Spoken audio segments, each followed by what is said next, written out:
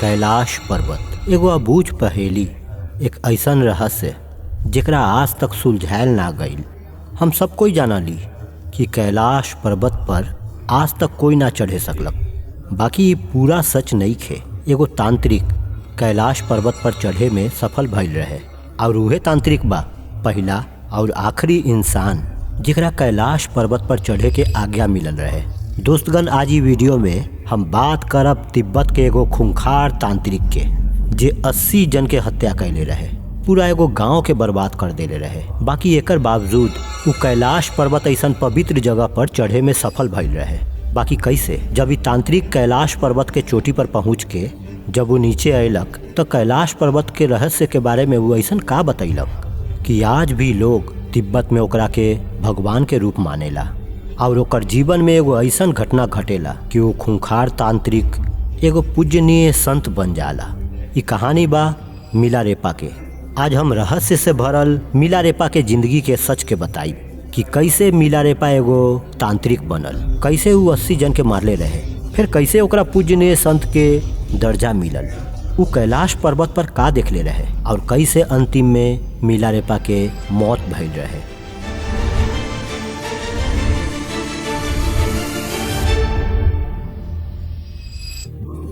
दोस्तगण, 11वीं शताब्दी में उत्तरार्ध में तिब्बत के दक्षिणी भाग में स्थित एगो गांव में द्रोपर नाम के लड़का के जन्म भइल रहे, जेकरा हमनी मिलारेपा के नाम से जानली। मिलारेपा के बचपन आराम और प्रेम में बीतल रहे। वो एकलौता पुत्र रहे, ओकरा हर खुशी मिलल। ओकर साथ ओकर छोट बहिन भी रहे और परिवार के जीवन एकदम खुशी से बीतत रहे। बाकी कहेला ना, कोई भी समय एक जैसन ना रहेला और ऐसने भइल मिलारेपा के साथ। जब मिलारेपा मात्र 7 साल के रहे तो उनकर पिता के अचानक मौत हो गई रहे। ई मृत्यु तो परिवार के आर्थिक और भावनात्मक रूप से हिला के रख देलस। अंत समय में ओकर पिता एगो वसीयत तैयार कैले रहन, जोन में ई लिखल रहे कि मिलारेपा जब तक बड़ा ना हो जाई तब तक ओकर चाचा और चाची मिलके ओकर देखभाल करीहन, ओकर संपत्ति के प्रबंधन करीहन। ई वसीयत ई उम्मीद के साथ लिखल गई रहे कि ओकर परिवार के कोई तकलीफ ना होखे। बाकी ओकर पिता के मृत्यु के तुरंत बाद हालात पूरा तरह से बदल गई। चाचा और चाची जो पहले अच्छा संबंध के दिखावा करत रहन, अब वो बदल गई रहन। उ लोग संपत्ति पर पूरा अधिकार कर लेलक और मिलारेपा के माई और बच्चा सबके नौकर लेखा काम करे में मजबूर कर देलस। जोन घर पहले ओकरा आपन लागत रहे, अब उ लोग के खातिर जेल बन गई रहे। ओकर जीवन सम्मान से गिर के अपमान और गरीबी में बदल गई रहे। मिलारेपा के माई जे कभी एगो सम्मानित महिला रहन, अब अपमान और कष्ट सहे में मजबूर रही। उनकर मन बदला के भावना से भर गई रहे। उ बार बार आपन संपत्ति वापस पावे के कोशिश कैली, बाकी हर बार असफल भइली। गांव के लोग सब ई अन्याय के चुपचाप देखत रहे, कोई भी उ लोग के मदद ना कैलक। और अंत में मिलारेपा के माई एगो कठोर निर्णय लेली। उ मिलारेपा से कहली, बुझाता हमनी आपन संपत्ति वापस ना पावे सकब, बाकी हम उ लोग से बदला तो लेबे सकब, हम उ लोग के बर्बाद तो करे सकब। ई शब्द मिलारेपा के जिंदगी बदले वाला रहे। बदला के भावना ओकर मन में गहराई तक समा गई रहे। आपन माई के आज्ञा के पालन करे खातिर मिलारेपा तांत्रिक विद्या सीखे के निर्णय लेलक। उहे खोज में एगो गुरु से मिलल। ओकर आखिरी गुरु रहन युंगटो, एगो भयानक तांत्रिक जेकर शक्ति अद्वितीय मानल जात रहे। युंगटो के संरक्षण में मिलारेपा तांत्रिक विद्या के गहन शिक्षा लेलक। ओकर जीवन के बस एकेगो उद्देश्य रहे, बदला। और ई बदला के आग में उ मौत के मंत्र के सीखे के राह में चल देलक। दोस्तगण, मौत के मंत्र उ मंत्र रहे जेकरा सीखे के बाद मिलारेपा अपन दुश्मन के बिना सामने अइले ही मार सकत रहे। उ प्राकृतिक शक्ति के भी नियंत्रित करे के सीख लेले रहे, खास करके ओला वर्षा के आवाहन करे के। और उ ई विद्या के प्रयोग आपन चचा और चाची के गांव में कैलक, जहां भारी ओला वर्षा से गांव के फसल बर्बाद हो गई। गांव के लोग सब डरल रहे। उ लोग समझ गए रहे कि विपत्ति कहाँ से आयल बा। मिलारेपा के ई पहला विजय रहे, बाकी उ अब रुके वाला ना रहे। एकर बाद उ दिन अइलक जब मिलारेपा बदला के सबसे भयानक रूप धारण कैलक। ओकर चचा के बेटा के शादी के दिन रहे। पूरा गांव जुटल रहे और मिलारेपा इहे मौका के चयन कैलक। वो मृत्यु के मंत्र के इस्तेमाल कैलक। अचानक सांप, मकड़ी और भी जहरीला जीव सब शादी समारोह में प्रकट होए लागल। अफरा तफरी मच गई और घर के छत गिर गई। एमे कम से कम 80 लोग मारल गई। मिलारेपा के बदला पूरा हो गई। मिलारेपा के माई के गर्भ भइल। वो गाँव में घोषणा कैली कि ओकर बेटा बदला ले चुकल बा। बाकी मिलारेपा के मन में तो कुछ औरे चलत रहे। बदला के आग में जले वाला मिलारेपा के ये एहसास होत रहे कि वो का हेरा दिलक। वो अपराध बोध से गिर गई रहे। बहुत निर्दोष लोग भी मारल गई रहे और बदला से जोन संतोष मिले के चाहत रहे, अब वो एगो भयानक पश्चाताप में बदल गई रहे।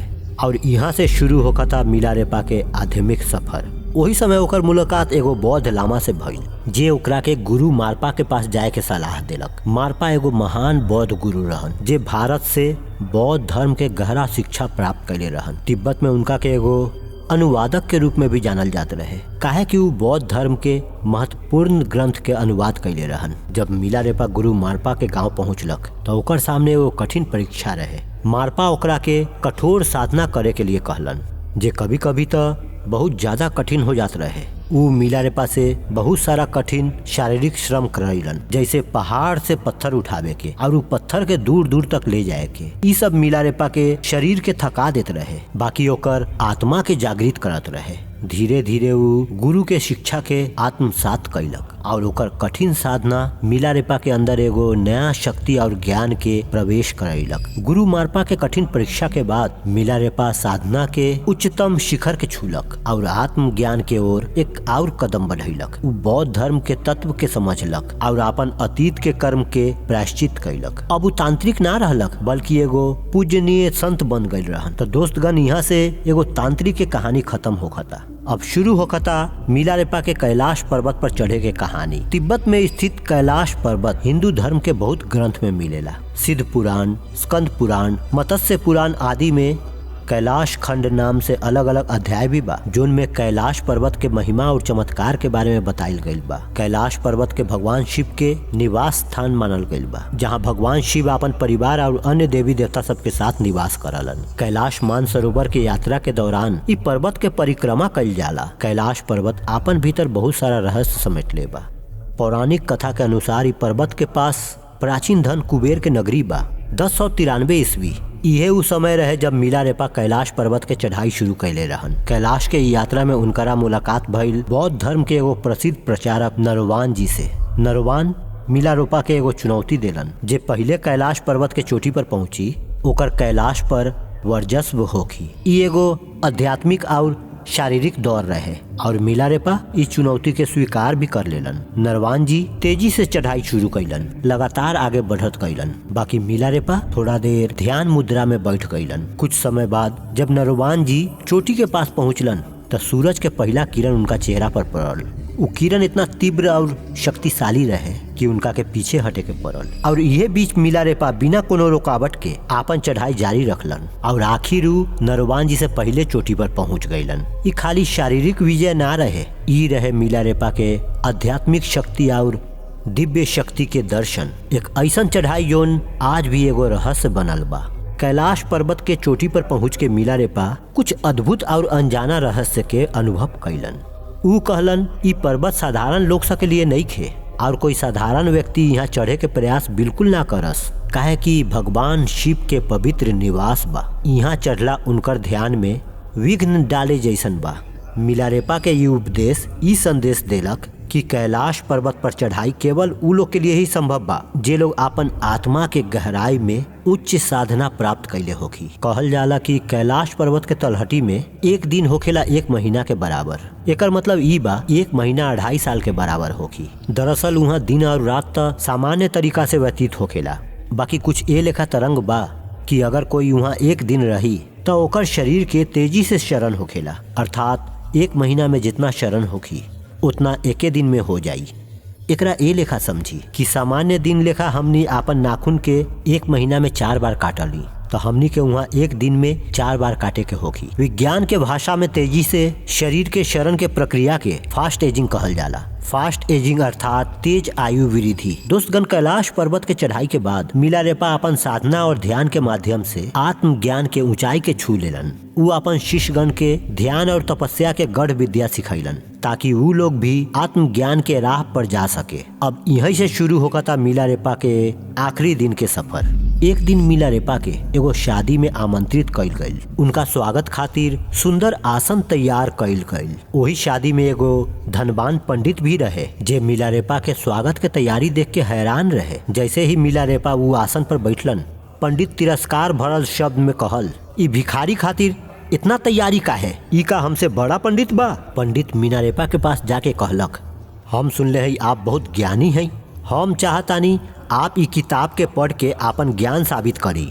मिलारेपा शांत स्वर में जवाब देलन, इंसान के सारा किताब के पढ़ के सच्चा ज्ञान ना मिलेला, यही खातिर हम ऐसा ना करब। ई सुन के पंडित हंसलक और कहलक, हमके मालूम रहे तू ऐसने कहबे, हम तारा बेनकाब करे आयल हई। उ बदतमीजी से बात चालू रखलक, जेकरा देख के आसपास के लोग ओकरा रोके लागल। बाकी पंडित और गुस्सा में भर गईल और वहाँ से चल गईल। आपन मन में बदला के भावना रख के पंडित एगो योजना बनैलक कि जैसे भी होगी उ मिलारेपा के मार दी। वो एगो महिला के चुनलक और ओकरा लालच देकर उ कहलक कि आपके 20 मिलल दही मिलारेपा के खिलावे के होगी। अगर आप ऐसा कर देब तो आपके एगो हीरा के हार और शादी के वादा मिली। महिला लालच में आके विष वाला दही लेके मिलारेपा के पास पहुंचलक। जैसे ही मिलारेपा उनकरा के देखलन, उ तुरंत समझ गईलन। उ मुस्कुराते हुए कहलन, हम ई दही खाइब, बाकी पहले आप उ हीरा के हार ले आई, काहे कि उ शादी के वादा तो कभी पूरा ना हो सकी। ई सुन के महिला डर गईलक और पंडित के पास लौट के सब कुछ बतैलक। पंडित हार दे के ओकरा फिर से भेजलक। जब वो हार लेके वापस अइली तब मिलारेपा दही स्वीकार कैलन। जैसे ही वो विष वाला दही खैलन, महिला रोत रोत माफी मांगे लागल। बाकी मिलारेपा उनका के संतावना दिलन और कहलन, घबराई मत, हमार समय आ गइल बा। ई सुन के वो महिला उनकर शिष्य बन गईली। एकर बाद मिलारेपा अपन शिष्य सबके बुलैलन और कहलन कि वो शीघ्र ही शरीर के त्यागे वाला बारन। उनकर संदेश सबके सुने खातिर ना केवल शिष्य बल्कि देवी देवता भी इंतजार करत रहन। आकाश से फूल के वर्षा होत रहे, हवा में सुगंध फैल गई रहे और मधुर संगीत बजत रहे। अब हम आपके कुछ अननोन फैक्ट बतानी मिलारेपा के बारे में। दोस्तगण, मिलारेपा के अर्थ होखेला कॉटन क्लैड, सूती वस्त्र धारण करे वाला। उनकरा के अक्सर एगो पतला सफेद सूती वस्त्र में दिखायल जाला, जेकरा रेपा कहल जाला। यहाँ तक कि सर्दी में भी मिलारेपा के त्वचा के रंग हरियर हो गईल रहे, काहे कि उ डक्कर तासो गुफा में ध्यान करे घड़ी जिंदा रहे खातिर जंगली बिच्छू घास खैले रहन। यही खातिर उनकरा के कएगो चित्र में हरा त्वचा के साथ दिखायल जाला। दोस्तगण, मिलारेपा हिमालय के पवित्र चोटी और झील के बारे में 1 लाख गीत लिखले रहन, जे उनकर अद्भुत ध्यान और साधना के गवाही देवेला। तई रहे मिलारेपा के वो कहानी जे प्रेरणादायक बा और हम सबके बहुत कुछ सिखावेला। अपन विचार हमके कमेंट बॉक्स में जरूर लिखब। मिलतानी जल्द एगो नया वीडियो में। अपन ख्याल रखी। जय हिंद, जय भारत।